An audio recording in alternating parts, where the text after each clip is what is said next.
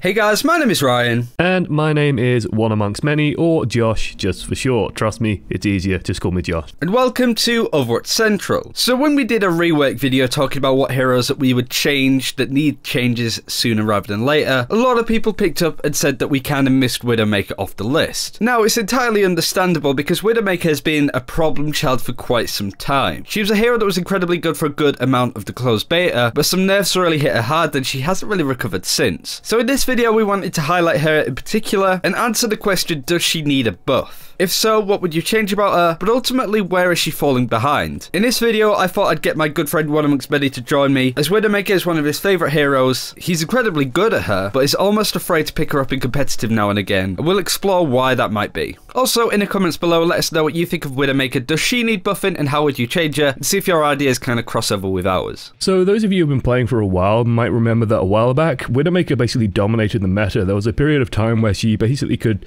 quick scope pretty reliably. The charge time on her scope was basically so that whenever she brings it up for the first time, she could skip half of her slowdown and move very quickly. They basically removed this feature, adding a hard cooldown on how long it takes you to descope because people were basically scoping in and out to avoid slowing down. So they removed that. Then they changed the body shot damage. They've also changed stuff like Zenyatta's health. So they basically made her a bit weaker overall. But the big thing that really got rid of Widowmaker in the game was the change to tank meta. Now, Widowmaker is very, very dependent on what the enemy team is going to be running in terms of how effective you're going to be, in terms of what you're going to be trying to achieve. And so having stuff like, 3 big beefy targets that all require at least 2 headshots to take down, not counting healing, barriers, all this kind of stuff influencing how much you can do. They also just run stuff like Winston, which has, in my mind, what I call a disproportionate skill cap between both characters, where the Widowmaker has to be landing 2 headshots reliably on all these targets while they're getting healed, while they're moving around, and dodging stuff like a Winston who just has to press shift and then land on the Widowmaker and hold down mouse 1. It's very, very difficult to play Widowmaker in those conditions where all your practice and all the time you're playing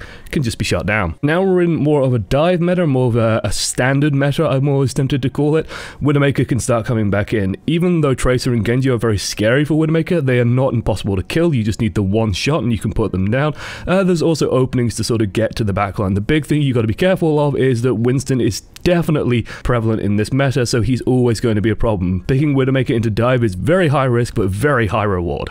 Much like all of the other defense options, Widowmaker is an all-in kind of hero. What I mean by that is that you have to sort of dictate to a plan and basically keep to it until the enemy team readjusts to try and deal with it. You do see a lot of Widowmaker used in the competitive scene, but only at minutes at a time. You never see somebody start off as Widowmaker and stays Widowmaker at the end of a full match, unless they're on attack and they're completely steamrolling, or vice versa on defense. As soon as the enemy team have clocked on that you're using Widowmaker, it can be fairly easy to shut her down. The likes of Winston and Diva spring to mind as heroes that can easily take you out of a fight, especially if you're the only one that's actually doing any damage. Bear in mind you're taking one of the DPS slots out of usually 2, so 50% of the DPS is kind of supposed to come from you. Of course, there are some tanks and spots that do a little bit more damage than others, but as a more traditional lineup goes, that's how it should be. You see the likes of Taimu pick up Widowmaker in competitive just to get those picks in those team fights that they are struggling on. It can often be a really cheeky slide tactic at the start of a map, or something that people change to in frustration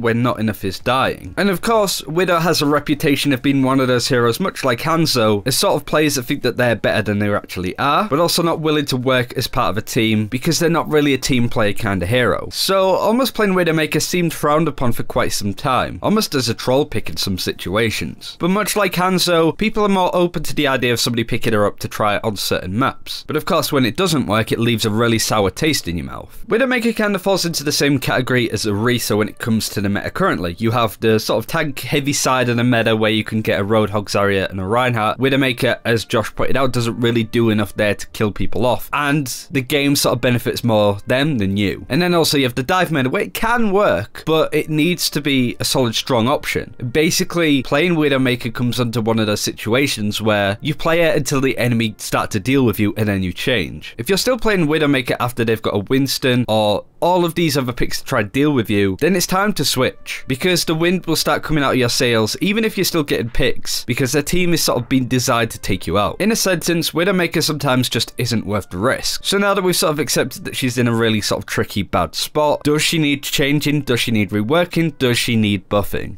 Now, I'm not really the kind of person who goes in for stuff like, sweeping character changes.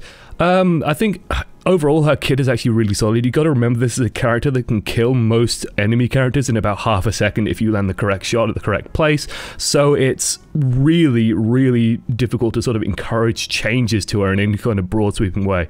The Venom Mine, for example, was very nicely buffed very recently anyway. It was kind of the buff I wanted on it as well, which means that it doesn't do damage to her anymore, so you can just put it under her. It's great for dueling people like Tracer and Genji. It just gets some reliable damage on them. Maybe your teammate can finish them up if you get killed, or it just lowers them enough where you can just land 1 or 2 shots and win the fight. If you get a body shot on Genji on his way in, get the Venom Mine, you only have to do 25 more damage. You can just melee him. It's pretty good. And otherwise, stuff like the grappling hook cooldown, like I've heard some people might want it a bit lower, but honestly, it's balanced to be so that you can avoid stuff like Genji Dash. Genji Dash is about the similar cooldown. It's not quite the same, but it's similar enough where if Genji dashes to you and you hook away, he's going to have a hard time keeping up with you still. Winston will be able to chase you after your first grapple, so you just got to keep that in mind, but as long as you're playing clever, you can generally juke him for a little while.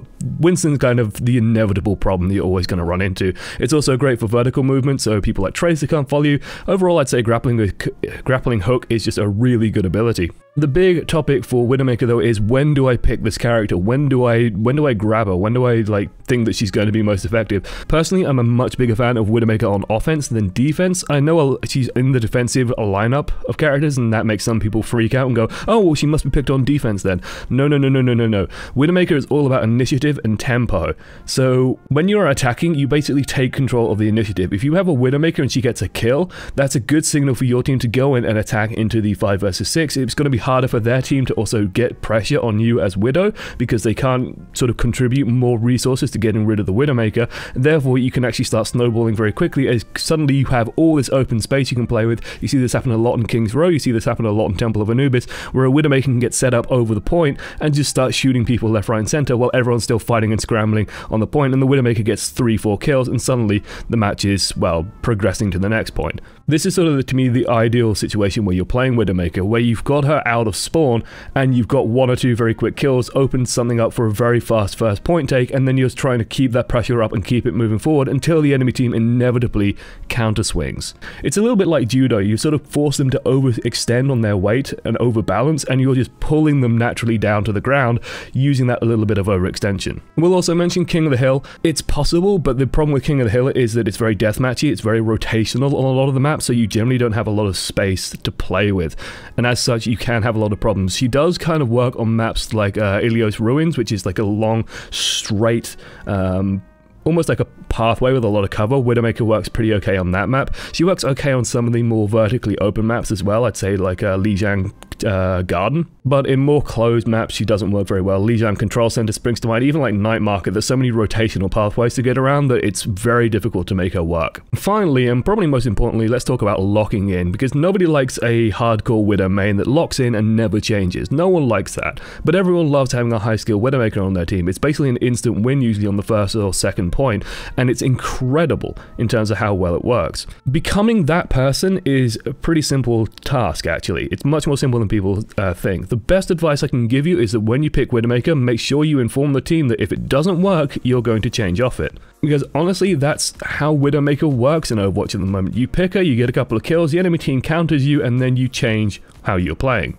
And at the end of the day, this is a team game. Widowmaker's job is to set your team up for an easy win in an easy fight, and also create space for herself as a result. I do also want to really quickly address the final myth, which is that Widowmakers should be on the point somehow, that people get very frustrated. Oh, Widowmakers, they're never on the point. If Widowmaker's on the point, you've either stomped and you're winning so hard that it doesn't matter, or something's already kind of gone wrong. Widowmaker is at her most effective overlooking the point, shooting at targets that are busy fighting other things on the point. If she can do that, she's golden and she's winning the game for you. If she can't do that, then yeah, she should probably switch. Alright, thank you to Ryan for having me on, just to talk a little bit about my favourite character. You guys can find me at twitch.tv/ESL_one amongst many. I'm sure there'll be a link in the description. I'd love to see you guys 10 PM British time, which is 11 PM European time. I'm sure you guys in America can figure it out for yourselves. I do a series called Coaching the Many, where we take videos from other people, where we take videos sent in to me, and then we go over them in glorious detail, explaining stuff like, mini objectives, how to think about the game, how to approach the game, and how to solve some common problems that people are having. It's a really good show. I heartily recommend you guys come and give it a look.